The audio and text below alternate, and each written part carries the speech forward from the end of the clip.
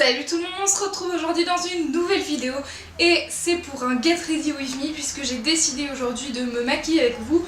Voilà, j'utilise plus exactement les mêmes produits, j'ai 2-3 choses à vous dire sur des nouvelles choses, donc c'est parti. On commence tout de suite avec la première chose à faire, c'est-à-dire s'hydrater le visage. Je fais ça systématiquement avec le soin hydratant Céleste de chez Lush, qui est une crème délicate conçue pour former une barrière empêchant la perte d'hydratation tout en apaisant les peaux sensibles et réactives. C'est vrai que pour moi j'ai la peau sensible et plutôt réactive effectivement puisque j'ai beaucoup de rougeur sur les joues en général et le visage. Alors aujourd'hui j'ai l'impression que ça va à peu près, mais il y a des jours c'est vraiment la fin du monde quoi. Donc c'est vraiment un soin que j'aime beaucoup, qui coûte assez cher puisqu'il est à 20 € le petit pot comme ceci. Et je l'ai bientôt fini malheureusement, donc il va falloir envisager de le racheter ou de tester quelque chose d'autre. Peut-être d'aussi pratique mais de peut-être un peu moins cher, je ne sais pas. J'aimerais beaucoup tester les soins cliniques je pense parce que c'est une marque que j'aime beaucoup.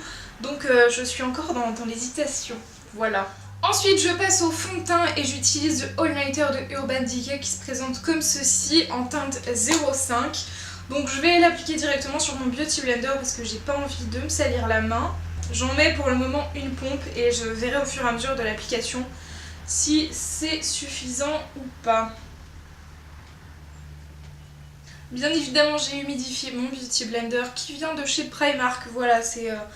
Comme quoi des fois il n'y a pas besoin de mettre super cher dans un Beauty Blender pour avoir de la qualité. Personnellement c'est celui que j'utilise le plus, beaucoup plus que celui de chez Kiko ou de Yves Rocher, enfin bref. Pour moi c'est vraiment le meilleur rapport qualité-prix puisqu'il coûte à peine 1,50 € il me semble.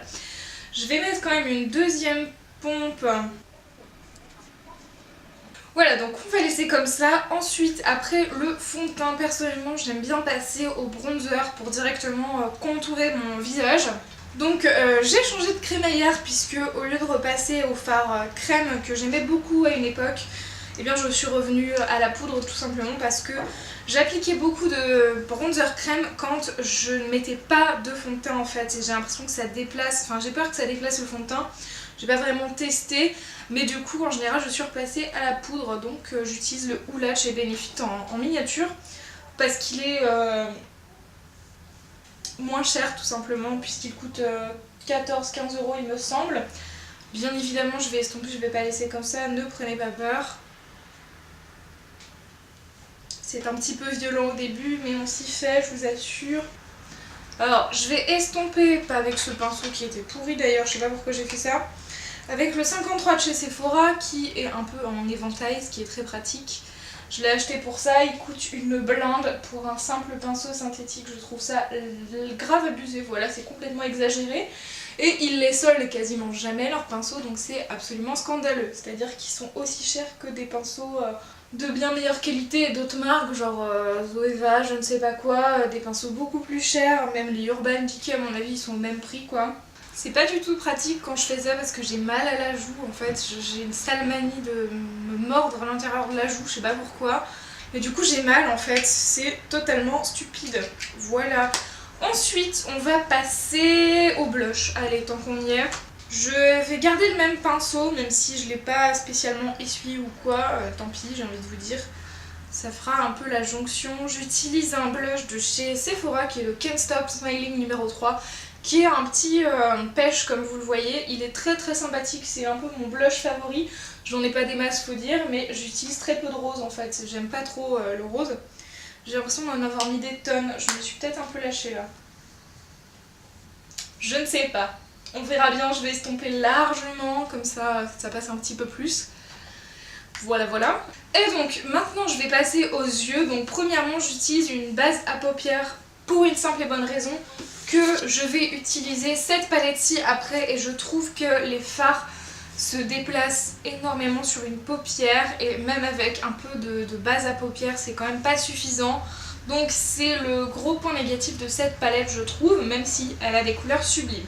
Elle était vendue dans le coffret avec la Shadow Insurance qui est la base anti-crease de chez Too Faced qui se présente comme ceci en miniature. Mais comme je suis pas vraiment convaincue, j'avais envie de tester aujourd'hui avec la base Urban Decay. Pareil, c'est une miniature qui se trouve chez Sephora pour à peu près une dizaine d'euros. Donc c'est une miniature que j'aime beaucoup jusque là, celle-là j'ai vraiment pu la tester un peu plus. Sachant que la Too Faced je ne l'avais toujours testée qu'avec des fards Too Faced, donc c'est un peu dommage je pense pour vraiment juger de la qualité de la base. Donc j'en mets comme ceci et je vais venir l'estomper, non pas au doigt parce que j'ai horreur de me salir les doigts, mais avec la pointe de mon Beauty Blender en fait. D'habitude j'ai tendance à utiliser de l'anti-cerne pour faire ma base en fait. Quand j'ai vraiment la flemme je passe sur l'œil en même temps, ça unifie la paupière. Mais c'est quand même mieux de tester ce fard avec une base. Oula, j'en ai trop mis pour une deuxième couche. Voilà, je vais en récupérer sur mon Beauty Blender et le mettre de l'autre côté. Donc on passe au make-up des yeux et je vais utiliser la palette, le set de pinceaux comme ceci qui se présente dans une pochette rose de chez Kiko que j'aimais beaucoup. Alors je ne sais plus le nom et je ne pense pas qu'elle soit encore disponible. On avait 4 petits pinceaux et moi je stocke avec mon pinceau Real Techniques pour les yeux qui est très pratique, le setting brush que j'utilise souvent pour l'intérieur, le coin interne en fard très clair. Donc cette palette-ci se présente comme ça. Et je vais commencer par appliquer, et là le suspense, Ginger Doodle, je pense, sur à peu près toute la paupière mobile. Je fais ça un peu à l'arrache dans le sens où c'est un make-up que j'ai pas vraiment testé avant, mais je fais tout le temps ça, c'est-à-dire que je ne pars jamais sur un make-up précis. Je teste des nouvelles choses, si ça me plaît, je garde ce make-up pendant des semaines et des semaines, et quand j'en ai envie, je change. Voilà, bref, c'est un peu très aléatoire, on va dire. Bon, comme c'est pas drôle, ma caméra a coupé, donc j'ai fait les deux yeux avec le fard Ginger Doodle et j'en étais avec mon pinceau numéro 4 à prendre la teinte Toffee Crunch ici et à la mettre en coin externe, voilà. Je viens estomper très rapidement mon coin externe pour le fondre un peu avec la couleur que j'ai mis en base. Et pour finir, je vais juste rajouter une dernière petite touche. Je pourrais m'arrêter là, mais j'ai pas envie tout simplement. Je vais venir rajouter un tout petit peu de la teinte Honey Dip sur le milieu de mon œil pour faire un peu plus la transition. Et pareil, je réestompe par la suite vers l'extérieur plutôt parce que je me dis si je le fais vers l'intérieur, là ça va plus foncer mon make-up que de l'éclairer puisque en général on déplace un petit peu les fards. Je préfère déplacer l'intérieur clair vers l'extérieur que l'inverse. Donc voilà pour le maquillage des yeux. On va passer aux sourcils parce que d'habitude je commence par ça mais là j'ai oublié donc on va faire ça maintenant. J'utilise le Eyebrow Sculpt de chez Kiko comme d'habitude parce que c'est mon pinceau automatique préféré on va dire. C'est pareil que celui de chez Benefit qui est l'espèce de baguette magique parce qu'on a le même embout un peu triangulaire et pareil de l'autre côté une petite brosse en fait. Alors il faut savoir que personnellement avec tous les crayons à sourcils comme ça, j'ai tendance à perdre mes sourcils donc je retrouve toujours un peu de sourcils sur les pinceaux, c'est très désagréable. Comme quoi j'ai vraiment des sourcils très fragiles et déjà que j'en ai pas beaucoup et qui sont pas très colorés, c'est pas toujours la fiesta quoi. Donc je suis loin d'être la reine des sourcils mais l'important pour moi c'est d'avoir vraiment une queue de sourcils colorée parce que c'est vraiment ce qui manque en fait à mon sourcil, c'est qu'à partir de là en général il décolore un petit peu. Pareil, un truc qui m'énerve énormément quand je fais mes sourcils, c'est qu'ils sont jamais vraiment symétriques. Je ne sais pas pourquoi, j'arrive pas à faire mon sourcil gauche, alors que mon sourcil droit me convient tout le temps. Donc ça me freine un petit peu. Chose exceptionnelle, mais qui l'est de moins en moins, c'est que j'utilise vraiment un mascara.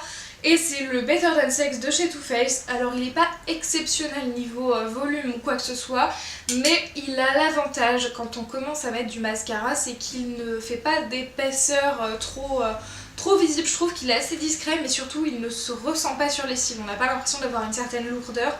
Moi c'est ce qui m'arrêtait très souvent de mettre du mascara et là j'en suis vraiment très contente, ça m'arrive vraiment de le porter au quotidien avec juste mon teint de fait et du mascara, ce qui n'était absolument jamais le cas avant, donc j'en suis plutôt très satisfaite contrairement à tous les autres, le Dare Real de Benefit ou autre. Le Better Than Sex c'est quand même le meilleur je pense pour commencer le mascara.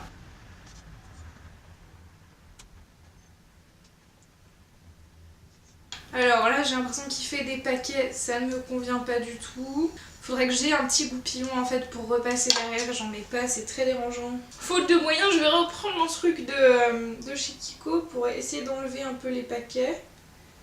Ça marche plutôt bien, hein. Franchement il me faudrait un goupillant en mascara. C'est très dommage que j'en ai pas, faudrait que je trouve ça. Bon, aujourd'hui j'ai l'impression que c'est la catastrophe niveau mascara et application. Je ne sais pas si ça se voit de loin, mais j'ai l'impression que c'est moche, horrible, ça fait pas d'araignée, bref. Je vous disais, ce mascara il est génial et finalement j'ai envie de vous dire ça dépend des jours, voilà. Peut-être que je ne sais juste pas l'appliquer et que éventuellement le packaging est peut-être un peu resté trop sec longtemps. Et comme j'ai quelques petites marques de mascara, on va passer à l'anti-cerne. C'est pour ça que je fais l'anti-cerne après le mascara, c'est beaucoup plus pratique je trouve dans cet ordre. Et ça récupère un peu les chutes parce que là au coin de l'œil j'ai énormément trop de fard à paupières. Donc j'en applique comme ceci, assez simplement.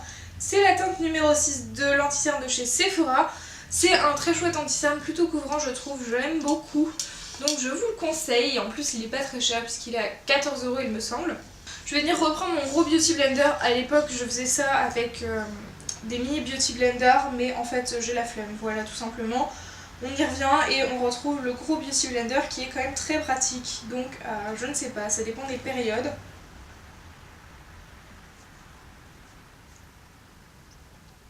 C'était le retour de la caméra qui coupe, donc pendant ce temps-là, j'ai eu le temps de faire mon highlighter et mon rouge à lèvres. Voilà, super. Donc en highlighter, j'ai utilisé la palette Sleek Solstice avec un mélange de deux highlighters. Celui-ci et celui-ci qui sont les deux du bas en fait, c'est mes deux préférés. Avec un petit pinceau à éventail de chez Primark qui n'a quasiment rien coûté, donc c'est parfait. Et donc sur les lèvres, je porte ceci qui est un Melted Chocolate de Too Faced et c'est la teinte Chocolate Milkshake.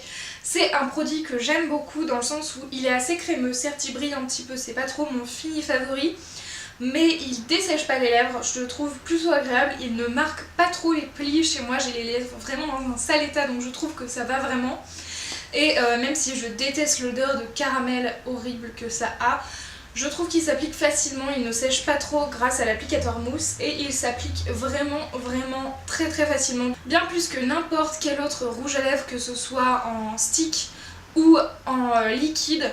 Voilà, avec un embout mousse un peu comme un anti-cerne. Franchement, je trouve celui-ci vraiment trop cool et la couleur est vraiment très chouette. J'espère que ce make-up vous plaît. On se retrouve très vite dans une prochaine vidéo. En attendant, prenez soin de vous. Ciao ciao.